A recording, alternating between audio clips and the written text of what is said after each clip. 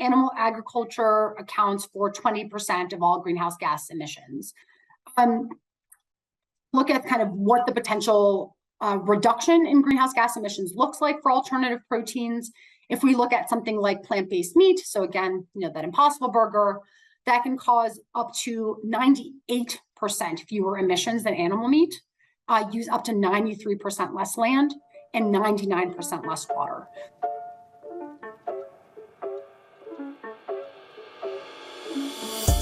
Hello everyone and welcome back to the CleanTechies Podcast. This is episode 71 of the show. I'm your host Silas Maynor and thank you for joining us on today's episode. Before we get into the details, a note for any founders listening and then a bit for from our sponsors. If you are a founder in the space seeking funding or looking for partnerships, please consider reaching out as we are always doing our best to introduce founders to the capital providers that we are aware of and that we have relationships with. And we also often make introductions to potential partnership opportunities for many of our guests. So feel free to reach out for either of those things. And thank you, as always, to NextWave Partners for sponsoring this show and making it possible. NextWave are experts in talent acquisition, recruitment, and retention across the climate tech, renewables, and ESG spaces globally. So if your team is growing or you are looking to make a career change yourself, please consider reaching out to NextWave. You can reach them at next-wavepartners.com or reach out to one of their consultants directly via their LinkedIn page. And additionally, NextWave has also recently offered to do free consultations with anyone affected by the recent layoffs in tech who are seeking to get into the climate tech space. So if that describes you, please do consider reaching out to their consultants as well. So with that, let's get into the episode details. Today we are joined by Sharyn Murray from Good Food Institute, and they are commonly referred to as GFI, so we'll use that going forward. And in this episode, we speak about a lot of different things, but in order to keep the intro short, we'll just mention the key topics. And those are essentially what GFI does as a whole, what are alternative proteins. This is kind of the theme of the show overall, really kind of centers around this idea of alternative proteins and that topic. And then we also discuss how alternative proteins are made. This was a really great segment in my opinion because Sharyn was able to really kind of demystify the process of producing these alternative meats. Turns out it's not a bunch of scientists in white coats mixing and matching potions in a lab. It's actually relatively straightforward. So I thought that was really helpful for somebody like myself to understand. Not sure if anybody else will relate with that. I hope it is helpful.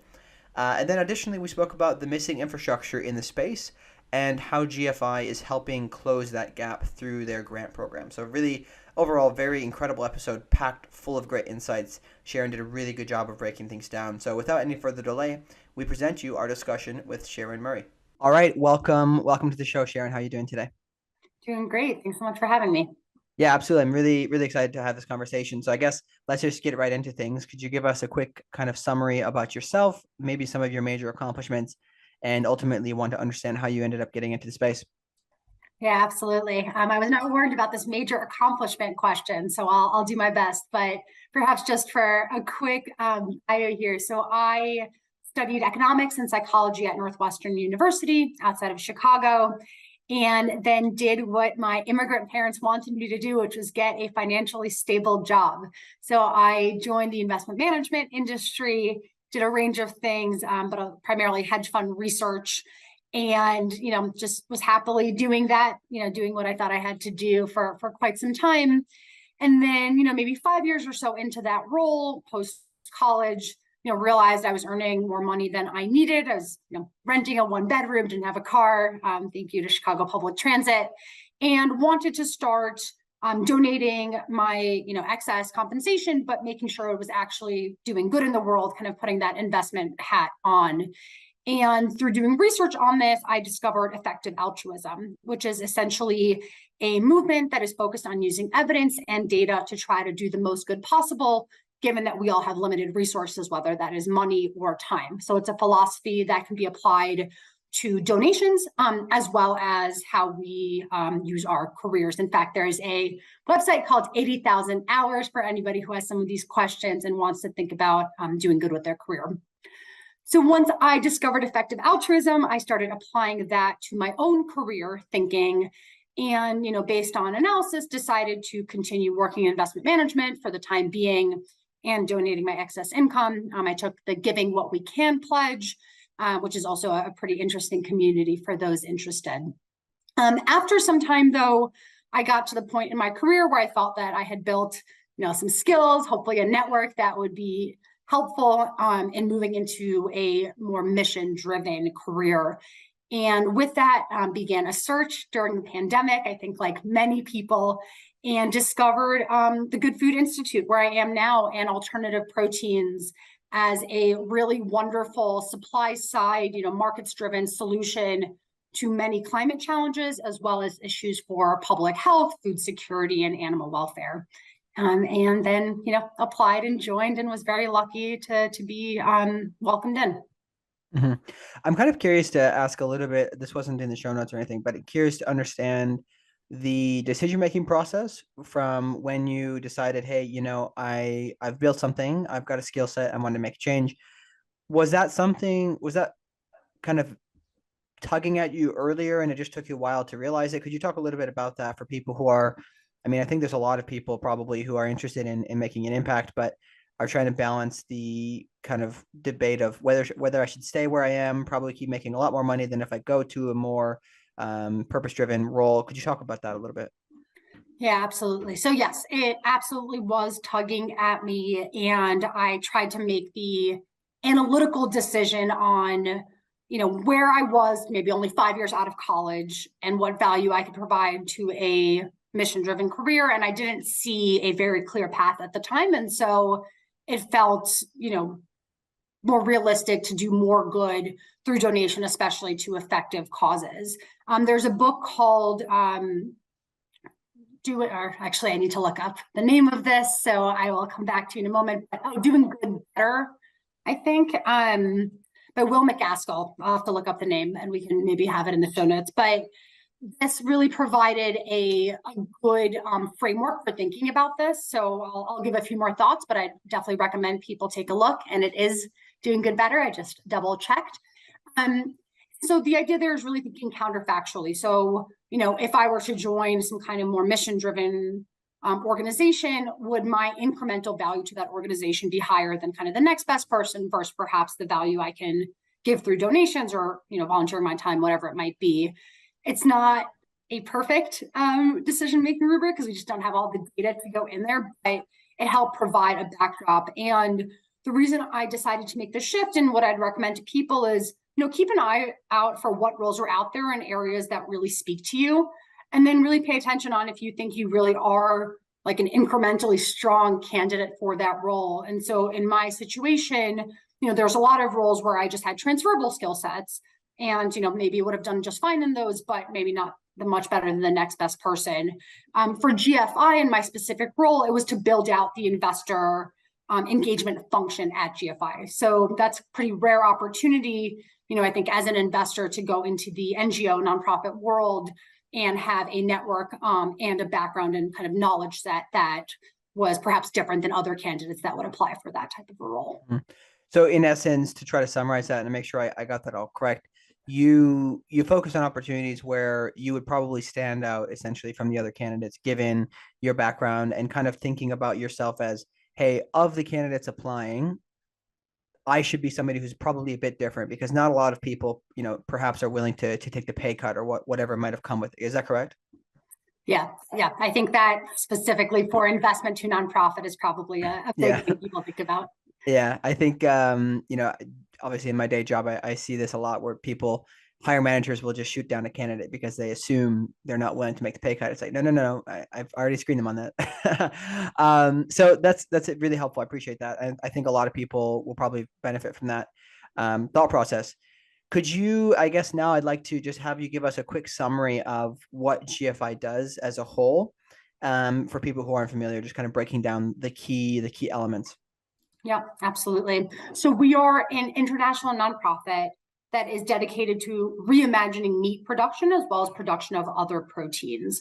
We were founded 7 years ago with the idea to support a supply side solution to all of the challenges of industrial animal agriculture that was just not sustainable.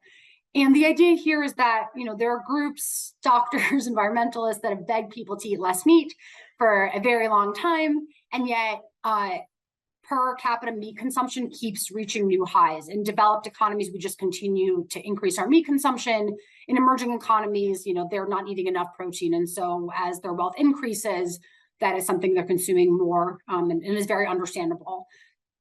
Now, because begging people to change their habits doesn't work, the idea was to provide a solution in alternative proteins, essentially making the meat, eggs, and dairies that people love, but in a better, more sustainable way, and then easing that transition for them. So this is very similar to the theory of change for something like renewable energy, right? We can't ask people to just stop using energy, but we can provide them with a more sustainable and efficient solution. And so alternative proteins is doing the same thing.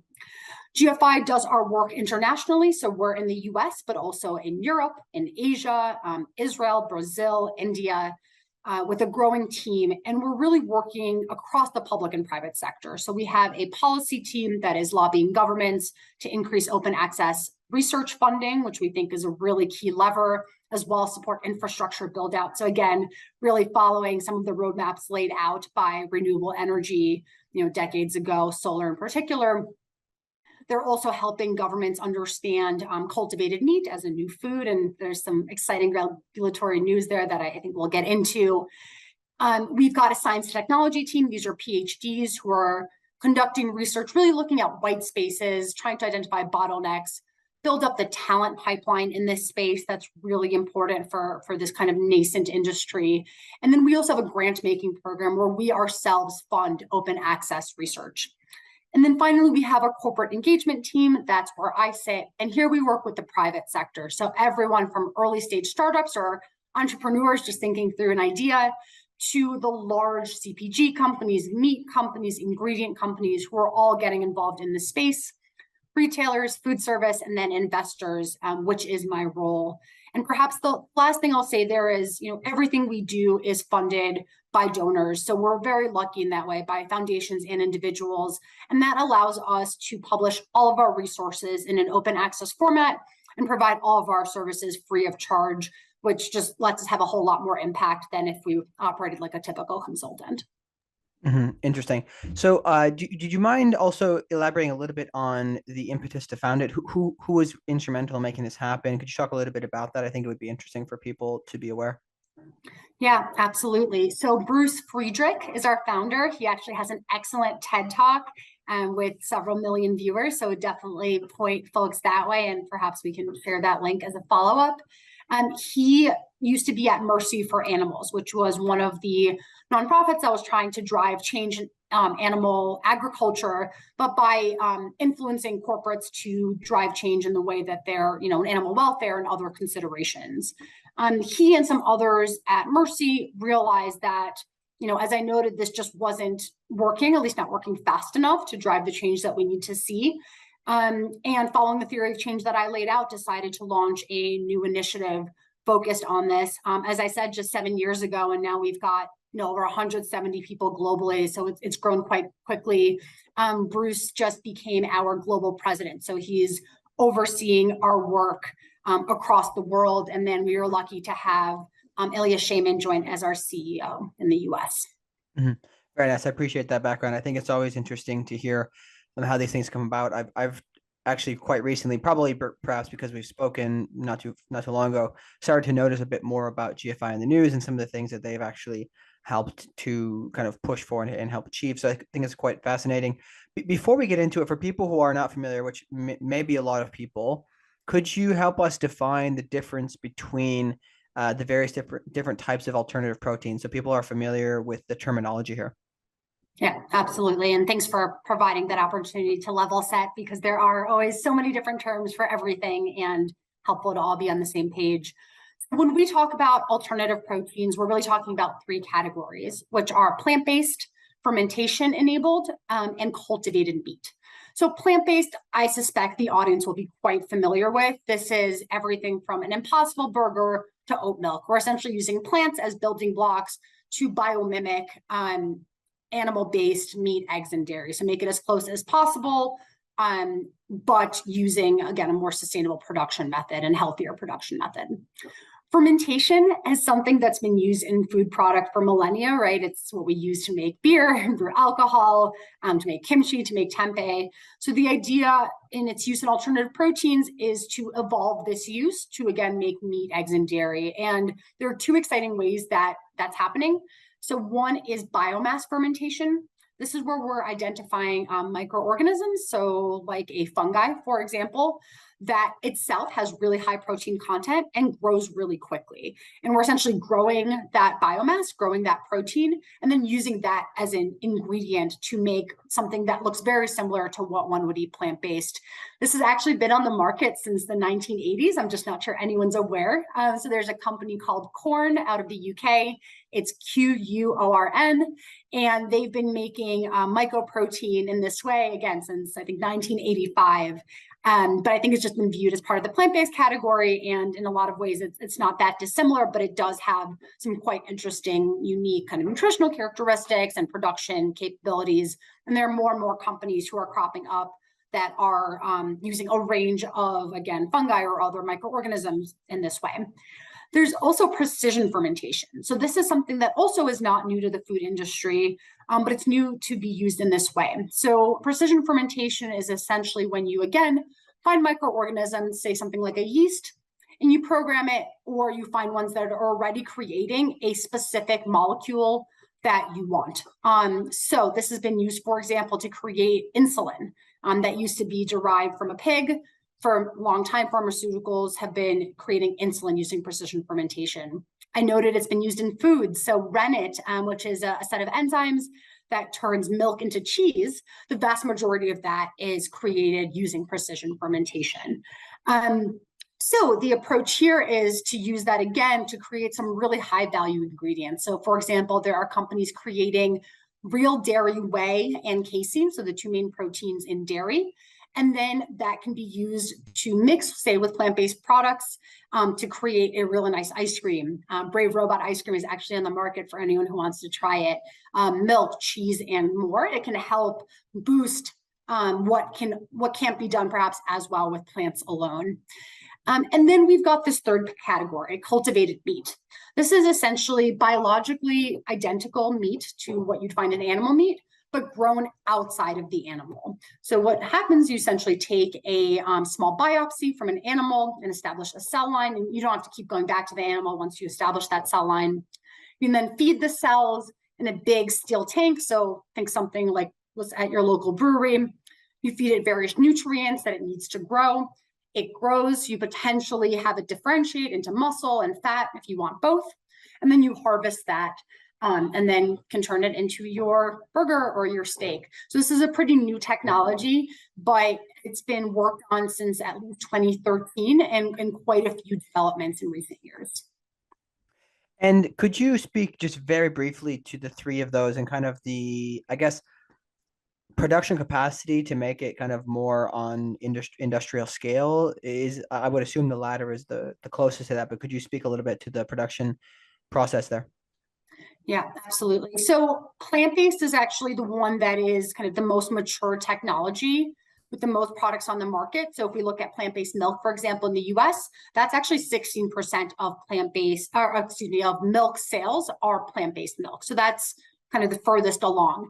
Plant-based meat is closer to 1 to 2% of retail sales, but that's still far beyond if we look at something like fermentation or cultivated meat, where fermentation, with the exception of corn, is quite new to the market. There are a few other products out there, like I noted, Brave Robot ice cream, but it's still quite small today, but it's ramping up quickly. And biomass fermentation in particular likely can evolve more quickly than precision fermentation, which is a higher tech, kind of more expensive category.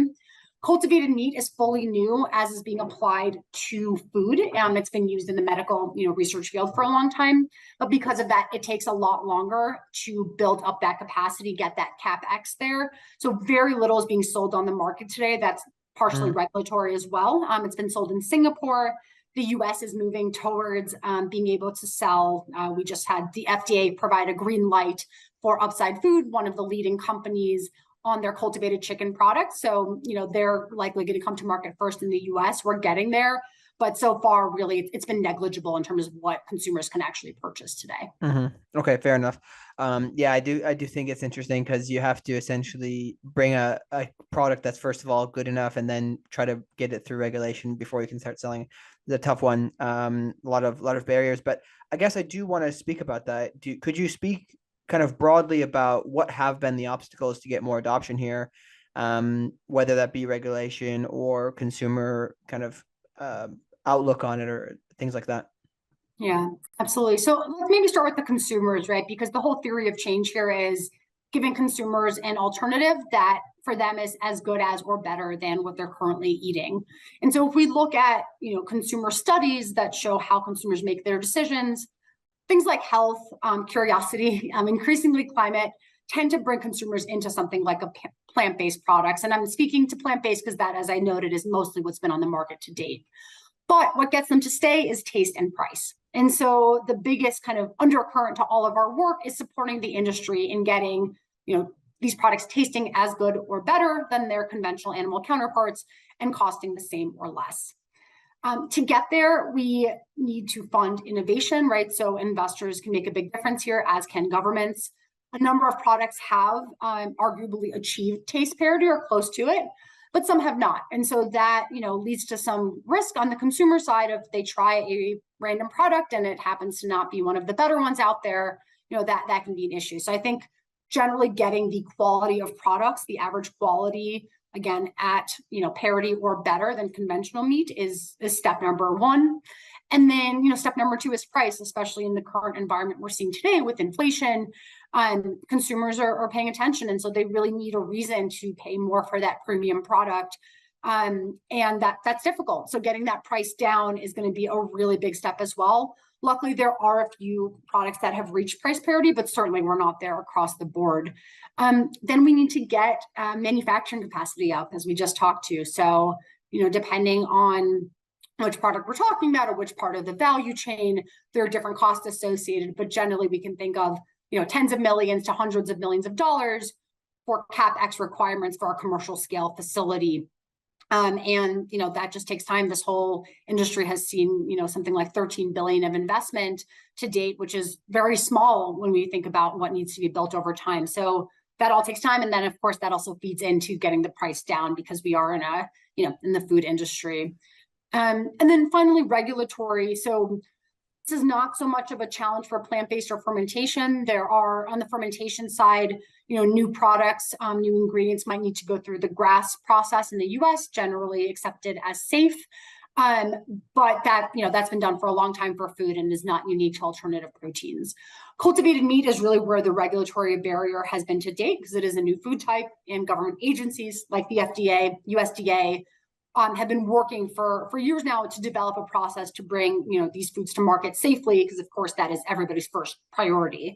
As I noted earlier, Singapore was the first country to approve a cultivated meat product. That happened at the end of 2020. And then just last week, the US FDA, for the very first time, as I alluded to, gave this green light on cultivated meat as part of their pre-market safety review. So there are a few other steps that need to happen for Upside Foods, the company whose product was given the green light, actually come to market with the USDA.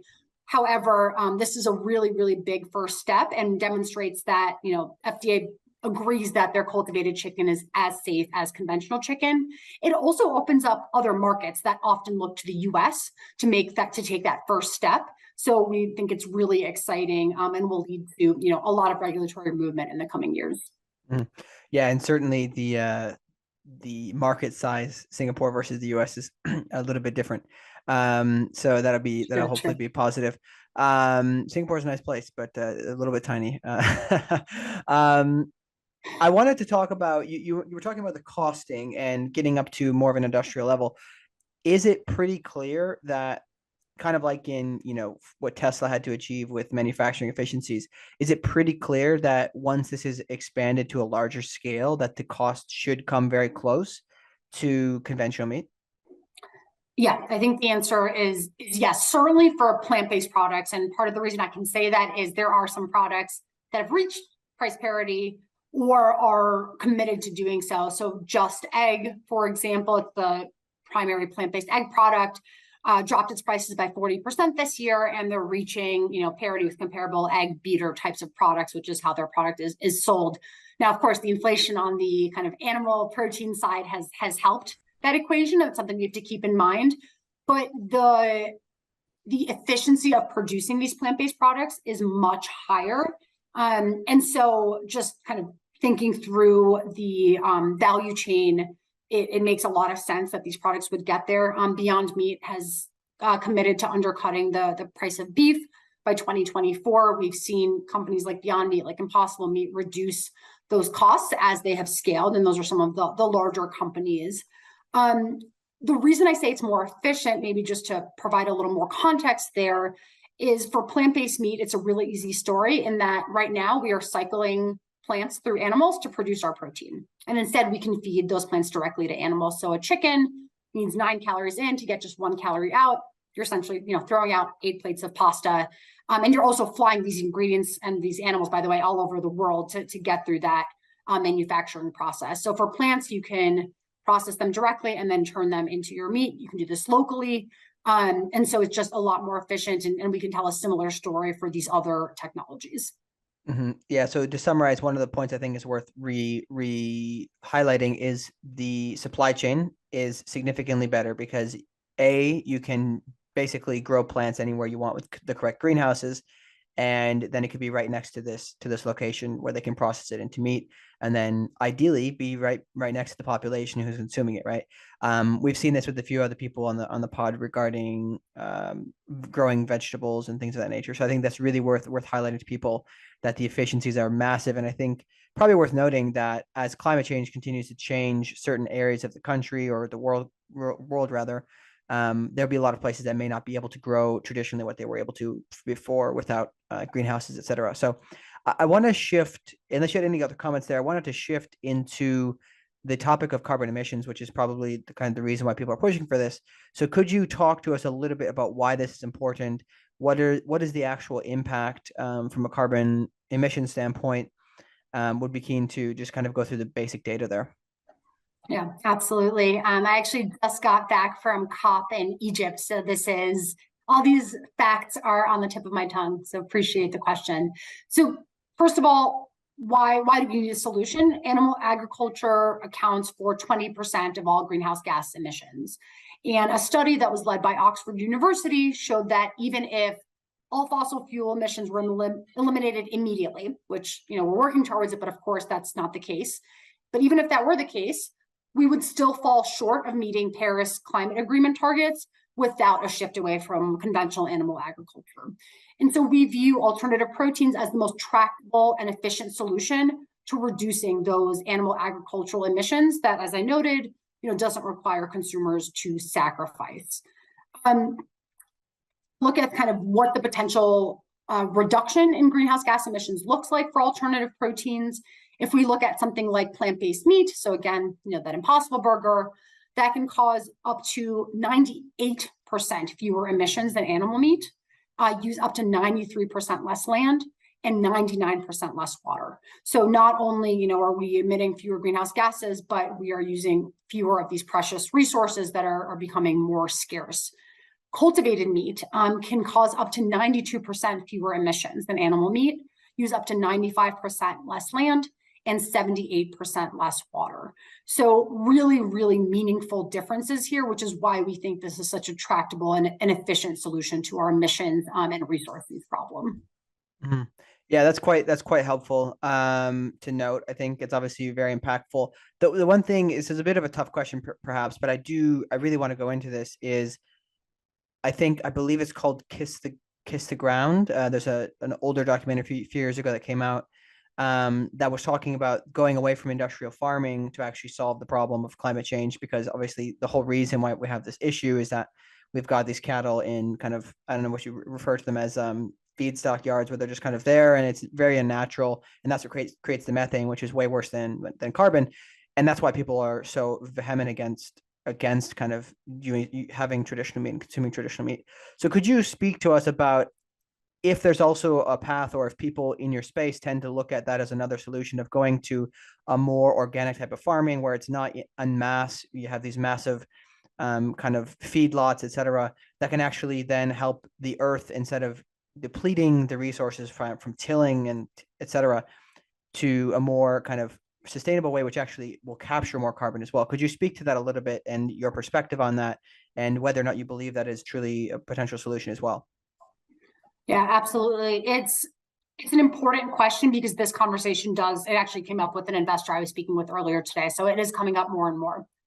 So we think alternative proteins are one of the best solution. We haven't heard anything different, but we're very open to these issues that we're talking about. But it's certainly not the only solution. And given the crisis that we're in, we need to pursue as many solutions as possible. The shifting to kind of regenerative, cattle raising, organic farming, that's great. It might have benefits. I can't speak to kind of the science behind that. I've seen some that, say that that's a myth and that there are reasons that doesn't actually work as well because a lot of the studies are based on bison and kind of free roaming ruminants. We can put that aside because this is certainly not my area of expertise. But what I will say is, of course, that requires a whole lot more land if you want to keep producing the same amount of meat in this kind of free-ranging way. And we're already using 77% of our agricultural land for animal agriculture and only producing 1/3 of the protein calories that are eaten from animals. And it's also the leading cause of tropical deforestation. So if we want to continue eating the amount of meat we're eating now, and let alone the 70% or so increase that's expected in demand by 2050, we definitely can't shift all of that to the type of cattle farming you're speaking to, because we would need many, many, many planets to do that.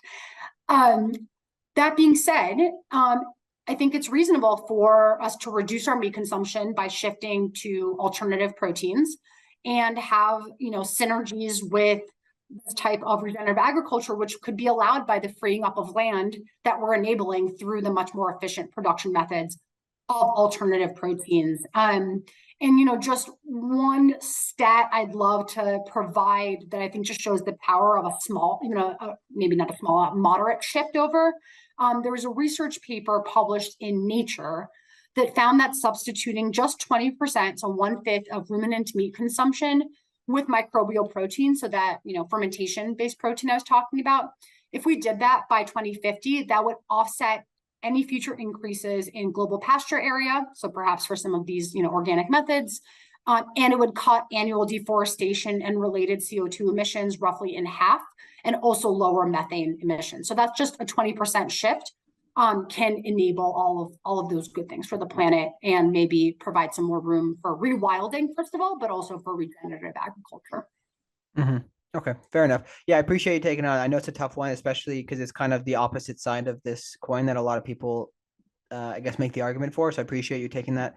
I want to ask, we sort of went over it, but it would be really helpful if you could explain it like you're explaining to a 5-year-old. What is the general summary of how these proteins are made in this kind of new way? What does the feedstock look like? I'm just really curious if you could walk us through very, very basic kind of science of how this works, because I think for a lot of people listening, it's just like, it sounds like you just got these guys with white coats in the lab and they're just like, punching some numbers up and boom, you got something, and it's just really confusing. So could you walk us through that process? Yeah, absolutely. Again, let's start with plant-based. That's probably the simplest. This is the same way where you can think of it as like baking bread in a lot of ways. So you're essentially, getting your initial crops, let's say that's wheat, and then you are, getting out the things you don't want. So you're, dehusking it. You are separating out often the protein from the fiber and carbohydrates and some other things to get like a protein concentrate or isolate. So something that's higher in protein, so that you can really create that meat from it that has the protein content someone would expect when they're eating a steak or a chicken breast, whatever that might be. And then that is being combined with flavorings and fats, water, is kind of like kneaded into this dough. It's called, the most common technology used is high or low moisture extrusion, but you can think of it as this machine you put these ingredients in that help mix them together, comes out as essentially a dough, and then you can kind of shape it into whatever you want, flavor it, cook it, and really those end steps look very similar to what we're doing with animal Meat, we're just cutting out kind of that like feeding the plants through the animal, slaughtering them, etc. We're cutting that whole part out and we're just transforming the plants directly into the meat. For fermentation, so it can be done in two different ways to not overcomplicate it, but one can be kind of like dry state fermentation, and I might be getting the term slightly wrong here, but essentially you can grow like mycelium, for example. It's what is like the root structure of mushrooms can be a good way to think about that in these vertical trays. So, akin to maybe vertical farming, you were giving it the nutrients you need in this closed environment, and growing your foodstuffs. For submerged fermentation, for biomass fermentation, or for precision fermentation, this is where we're using those steel tanks. So again, you could think of it as your your local beer brewery, what things look like there. You're feeding the yeast or other microorganisms primarily with some form of glucose as their feedstock, and then they're turning that into either more biomass themselves or producing that target kind of ingredient that you're looking for, depending on which one we're talking about. And then you are, taking it out and purifying it to the extent that you need. So taking out the things you no longer need from the feedstock, water, whatever it is, and getting your end ingredient. And then cultivated meat, I kind of went through that process, but similarly, there is, a range of sugars and nutrients that are being fed to the proteins and come out. The one quick point I want to make, because it's just very cool, is that while glucose for fermentation is the primary feedstock that's being used today, there's a lot of research that's being used, for example, in upcycling like waste streams or side streams of other industrial processes or food processes to use as feedstock. There's some research being done into using gases themselves as feedstock, so like carbon. So you can create like a carbon negative meat, which is really, really cool. These are still earlier stage. This has not been done at commercial stage yet, but these companies have been around for years in some case and are getting traction. And so, the answer to that question could look very different 5 years from now if some of that can be scaled up. Mm-hmm. That is pretty fascinating. I would be keen to see this. I think this is something I've noticed is there's been a number of people who have touted the kind of really various benefits that you can actually use carbon in a lot of different production of things. So I wouldn't be surprised if that becomes a reality not in the not too distant future. I want to shift over to talking about really falls into the work you're doing is what are the really key infrastructure items or aspects missing to be able to make this a reality with this new alternative protein? Yeah, so unfortunately, the answer is that we need infrastructure really across those three pillars and across the value chain. So that's, everything from more upstream processes like ingredient processing. So I noted like turning your wheat into that wheat concentrate or your soy or your pea or whatever it might be, chickpeas, that type of fractionation technology, there's just not enough capacity for it if we want to really shift into this type of production. So that needs to be expanded meaningfully. We also need end product manufacturing to be expanded. So again, that's maybe using that higher low moisture extrusion for plant-based, or your fermentation tanks for fermentation, your cultivators, which is the term we're using for essentially the equivalent of a fermentation tank and cultivated meat. All of that needs to be built. Again, these are not new technologies, but they're new in the way that they're being applied here. And it's very different to have a technology ready to be used in pharmaceuticals for these like pretty small, scale medicines that are used, on a one-off or maybe continually in the small size for someone's life, versus trying to feed everyone in the world their protein. And as I noted earlier, the costs vary and they'll come down over time as with anything. But right now, you're looking at say 50 to a few $100 million for each of these commercial scale facilities. And we need, thousands of these facilities to meet demand in the coming decades. So that's why it's really, really important for, certainly the private sector to invest, but especially governments to invest, right? Publicly funded research helped drive a solar revolution, right? Solar energy costs came down 85% in the last 10 years. Feel free to correct me if that data is off, but huge reductions in cost. And so we don't have the time at this point. Like we need to address animal agriculture as well. So we think it's really important for governments to fund both open access research as well as infrastructure and commercialization. There is a number that was found in research that was partially funded by the UK government that said the governments have to invest $10 billion a year in both R&D and scaling commercialization to be able to realize these benefits. And they're not only for the planet, right? All the ones we've been talking about, but research also shows it can add up to $1 trillion to the global economy annually and create 10 million jobs by 2050. So quite a few benefits if the governments choose to move in this direction. Mm-hmm. Would you say there's also, maybe perhaps because the technology is still kind of getting to a point where it's more widely accepted, that there's a gap in I guess the credit facilities to set these things up and things of that nature? Because it sounds like, to my knowledge, most of these are venture funded or private equity funded groups that are really relying on that when they could, in the future, ideally have a credit option. Yes, that is an excellent point. Absolutely. As you said, a lot of these facilities, when they are kind of first of their kind, naturally are funded with venture capital, venture equity in particular, but that is an incredibly inefficient way to build manufacturing facilities. And so, yes, we need to have options for credit, for project finance. There are increasingly, there are a lot of ways we can do this. There are blended finance structures. There are, government programs that can do this, but the government programs are not yet set up to do that. They tend to be mostly focused on energy. Actually, the DOE wanted to see if they could find a way to fund this with their current language in the regulation, and they just really couldn't find a way to do it. But they recognize it, and so we need to see regulation change to help enable that. And then over time, hopefully on the private sector, there's going to be more proof of concept, and so more revenues, more ways to collateralize that debt that can help open up project finance and markets as well for the industry.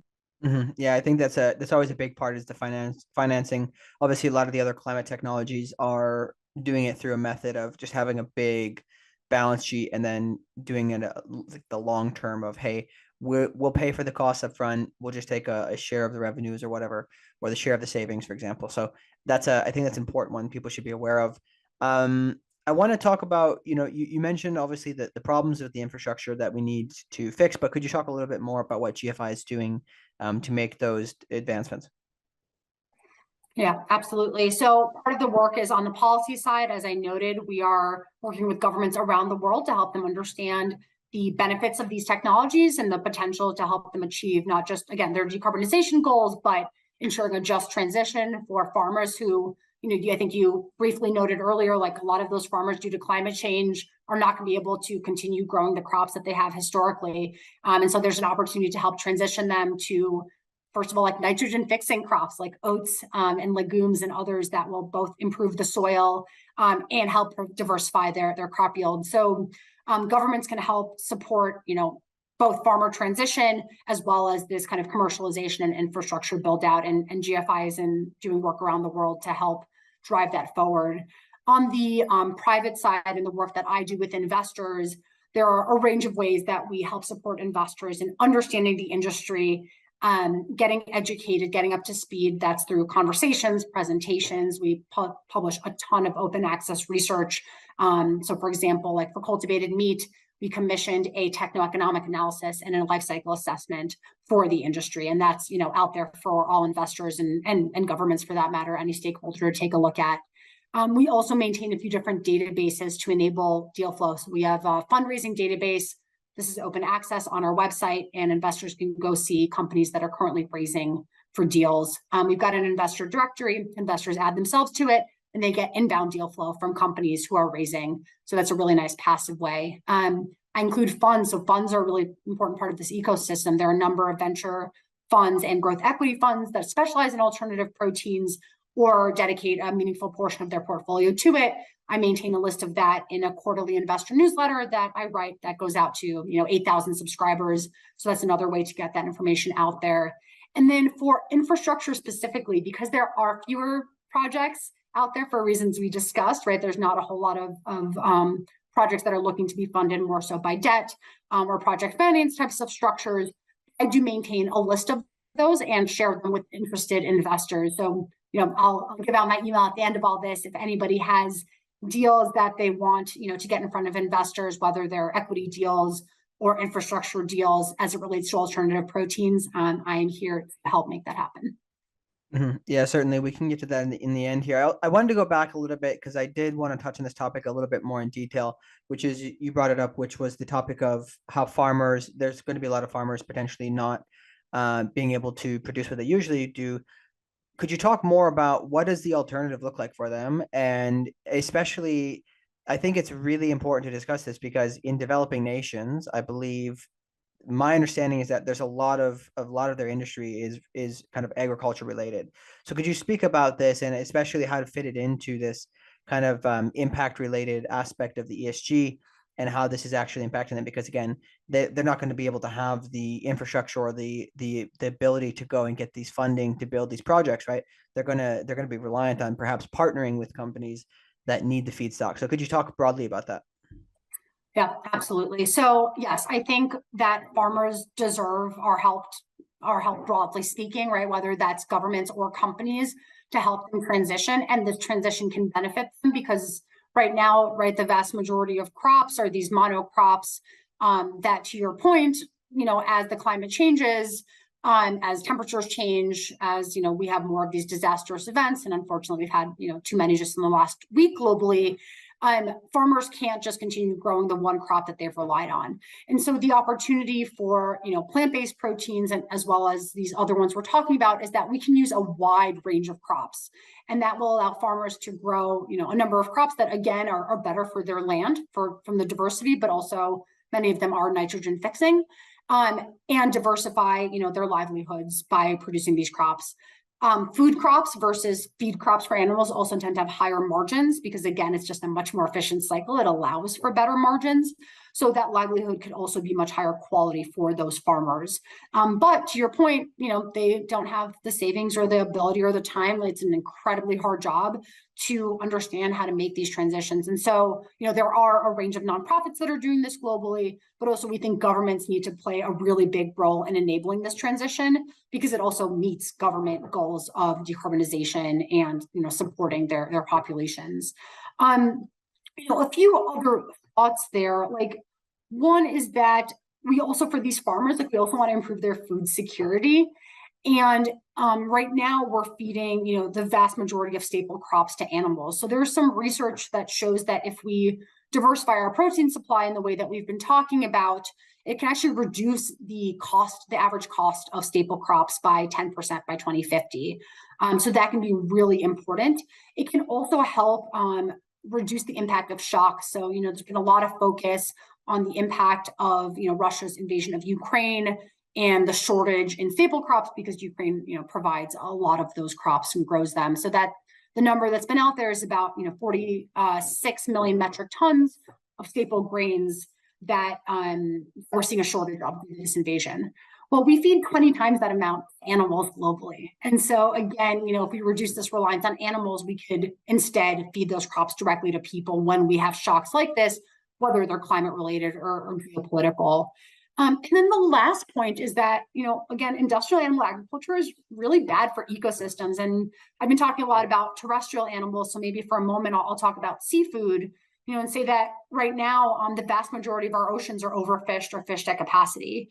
And that creates a lot of issues for subsistence fishers who rely on fishing to feed themselves and their families. Again, it was just at COP 2 weeks ago and heard from a lot of them directly about they have to go much further out, into the ocean, into their waterways to source the same fish that they used to be able to source much more easily. And that's causing, undue pressures on them.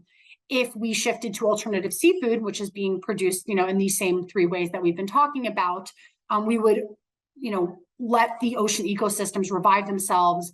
That supply of fish would increase, and that would make lives a whole lot better for subsistence fishers globally. Mm-hmm. Yeah, I think it's fair points to mention. I usually, I come from a farming family. Both my parents were farmers growing up, so I think it's maybe perhaps a specific thing for me. It's very very tiny farms where I'm from in Wisconsin, not big industrial. Obviously some industrial methods, but it's just a very interesting topic to go over. So I appreciate that. I want to talk about, make sure before we run out of time, we mentioned a little bit in this just last part here about ESG and kind of impact. So I wanted to talk about the Alternative Protein ESG reporting framework that has been developed. So could you talk a little bit more about this initiative that you guys have worked on? Yeah, absolutely. And maybe again, I'll just take a step back to make sure we're all kind of on the same page of what is ESG. So ESG stands for environmental, social, and governance. And they're essentially a set of factors that investors increasingly have been using to assess their investments and make their decisions on investments, whether that's from a risk management perspective, an impact perspective, or both. Historically, investors just use financial data, which has mandated reporting in the US by the SEC. For ESG, while it's been increasingly used by investors, there has not been government mandated reporting yet. The EU is moving in that direction with their green taxonomy and some of their fund-based categorization and rules. In the US, even the SEC has published a draft on sustainability reporting requirements, but this is not yet implemented, and it's going to take some time if it is. And so in the interim, we've seen a range of NGOs and kind of investor and company consortiums globally come out with reporting standards to support companies in reporting this kind of information to investors and other stakeholders in a way that is, best practice, consistent, comparable, and more, right? It's quite obvious why we wouldn't want everybody, defining things in different ways. But because alternative proteins has come up so quickly into this space, it's increasingly part of portfolios of ESG investors, but there has not been a framework that's been put out, essentially like a guidelines for reporting is all I mean by framework, has not been put out specific to alternative proteins. And so we are starting to see companies and investors try to develop this themselves, which again, doesn't follow best practices, doesn't offer comparability, and is also just not the best use of their time. So GFI, alongside the FAIRR initiative, which is a multi-trillion-dollar investor syndicate or network, I should say, that is also funded by a nonprofit, we came together to develop frameworks for alternative proteins. So we've got one set for specialists, so companies like an Oatly, like an Impossible, that are solely focused on alternative proteins. And then we've got one for what we call diversified companies. So this is your Nestle, your Unilever, your JBS, CPG and meat companies whose core products are clearly not alternative proteins, but they are increasingly getting involved in this space. And this is to allow them to report just on that part of their business.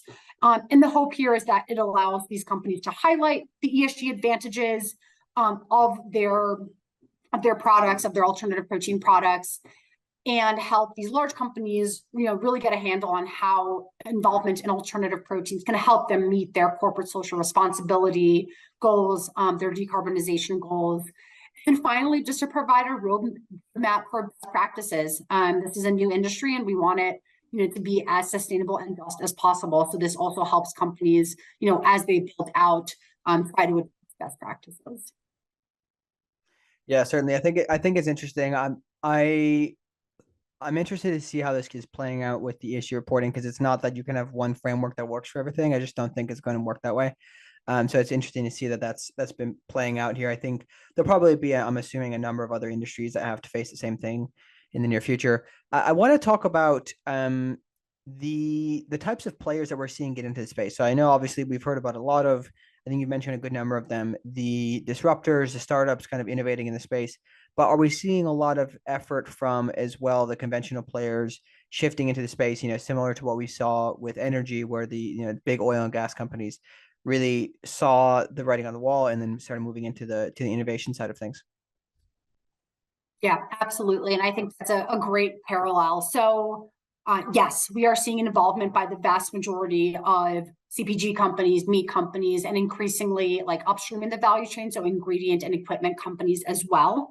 5 years ago, probably, and I wasn't at GFI at the time, but my understanding is, GFI was proactively going out to these companies to talk to them about this. Some were already involved, so this is certainly not everyone, right? Kellogg has had their Morningstar brand, for example, for a very long time.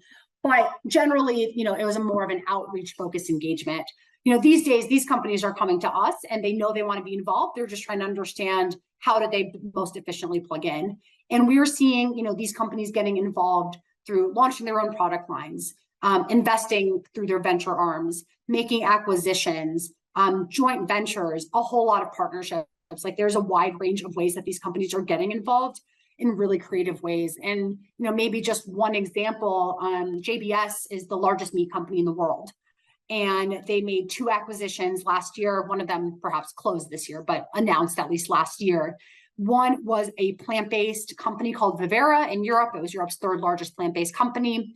And then the other was a cultivated meat company called Biotech Foods based in Spain. And JBS not only acquired them, but committed to investing in total, including the acquisition, $100 million in this initiative, which included a commercial scale, or perhaps not commercial scale, excuse me, but a facility to increase production of cultivated meat, as well as an R&D center in Brazil where JBS is based to advance the science of cultivated meat.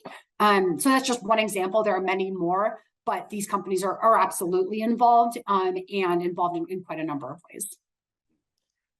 Fair enough. I appreciate that. I always think it's interesting to see how long it takes the incumbents in the space to make a change. I think obviously, I think that actually we'll see a lot more of them moving faster now that they're seeing, hey, there's actually a lot of value when you bring in really smart scientists to change things and totally innovate things you never really thought to innovate.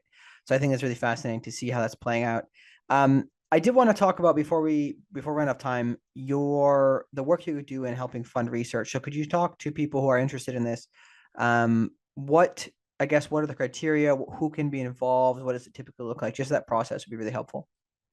Yeah, absolutely. So this is our research grant program, and this is powered by actually a small number of very generous donors who have dedicated capital year after year to funding open access research in alternative proteins.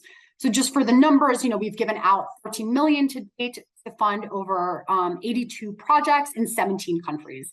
That, first of all, tells you that this is very much a global effort and it is in no way limited to the US. The goal of this program is to accelerate industry innovation by funding high quality research that's going to build the scientific foundation of alternative proteins. And then the goal is for that research to be used by anyone, whether in the public or private sector. Every year, we select several white spaces to focus our grant making on. And we issue an RFP, a request for proposal, that lays that out, that anyone can then apply for. And again, anybody who's open to conducting open access scientific or technical research can apply for this. So this can be academia, government, industry, nonprofits. It doesn't matter, as long as they're publishing their research either kind of in a peer-reviewed journal in an open access format or making it available on a website. There's a lot more detail around what this might look like and what these individuals agree to when they apply for this program, and would definitely recommend people take a look on our website.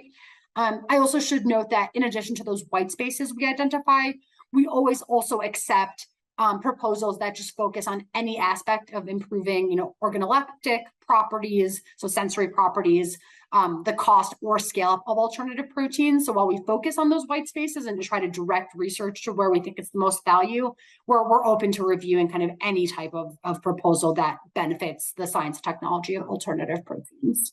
Mm-hmm. Very good. I think it's super helpful to know. And one last thing that's just coming to mind, I'd like to ask is for anybody interested in the space and getting into it, what do you typically recommend, especially for people coming into university at the moment, for the type of educational background they should seek? Is it largely biology or chemistry? What are the things that people should do if they want to get into this space? Yeah, so instead of fully answering your question, I'm going to direct the audience to a resource because I think it's too long of an answer perhaps for the time we have left, but we have a initiative called the Alt Protein Program, and this is actually focused on working with students to help build the alternative protein ecosystem. So we have programs at 36 universities that are helping change both the education that is offered to students who are interested in alternative proteins. These are also student groups, so students can learn through the groups themselves, and they work with professors often on research and more. We also have a open access MOOC, so an online course that anyone can take to get involved in alternative proteins.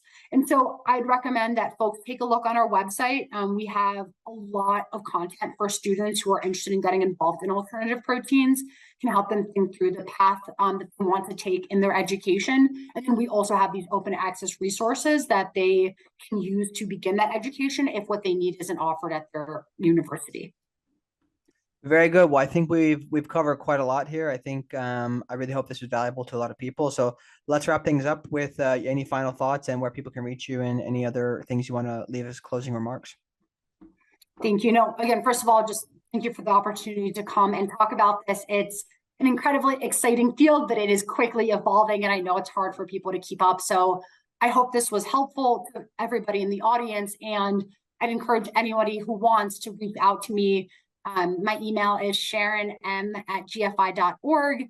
Sharyn is spelled a little weirdly, so again, maybe we can include that in the show notes, but folks are more than welcome to reach out. One great way to stay on top of the industry and GFI resources is also to sign up for our newsletters. So our website there is gfi.org/newsletters. There's a range of them. You can sign up to the one that makes the most sense to you. And then finally, it is giving season, so I can't quite help myself. If anybody does see value in the work that we're doing, we would love your support. As I noted at the beginning, we're funded entirely by individuals and foundations. And so, go to gfi.org, hit that yellow donate button. We've got some great matching opportunities for the holiday season. And we, appreciate every dollar that comes our way.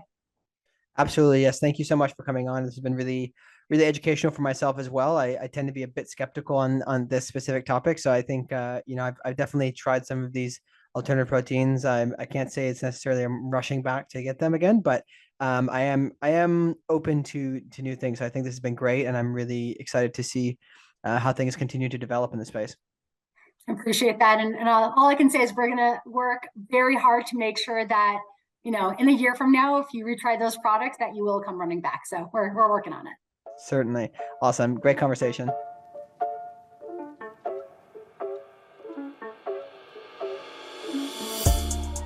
All right, thank you so much for listening to today's episode. Please let us know what you thought of the show. You can share your thoughts with us over Twitter or reach out to us over the Slack channel. I'm also reachable via LinkedIn. If you do have a specific request, you can also reach me via email, which is in the description, especially if you're a sponsor looking to get on the show. Please feel free to reach out there. And then, as always, we ask that you please do share this with somebody who might find it interesting. I think specifically because this episode was really, really helpful for the alternative protein space, which is a space that I think is very difficult to understand for somebody who's not deep into the space. And I think Sharyn did a good job of helping people who are new to it understand it. So please do consider sharing with somebody you are either trying to convince of the benefits of alternative proteins or whatnot. Definitely share with somebody who might find it interesting, and hopefully we can spread the word about the technology out there. And please, of course, reach out to Sharyn on LinkedIn to learn more about GFI and their work. She also left her email, which we will put in the description as well. And then, especially if you are someone or you know somebody who is looking for funding for an alternative protein project, consider reaching out to GFI to learn more about their grant projects, and especially you can listen to the section where we discuss that and understand if you think you might be a good fit for them. And then if you are listening to us for the first time and joining us for the first time, please, of course, subscribe and turn on notifications. If you enjoyed this episode, we also would really greatly appreciate leaving us a review over on Apple Podcasts. It's extremely helpful for us to get wider distribution of the show, so that'd be great. And then a quick note, our next episode is actually a really fascinating discussion with Graham Stewart, who is a co-founder of Fiber 52, where they are making sustainable cotton. And in the discussion, Graham teaches us how conventional cotton is made and how the formula he refined is able to make it with much less carbon intensity. It was really fabulous to learn the process of making and dyeing cotton and what they're doing to decarbonize this very critical sector and industry. I think it was quite fascinating, some of the things he talked about, and working with a very traditional-minded type of industry and how that they can kind of get innovation going in that space. So really great episode coming up, so stay tuned for that. And again, thank you for tuning into this episode, and we will see you next time on CleanTechies the Podcast.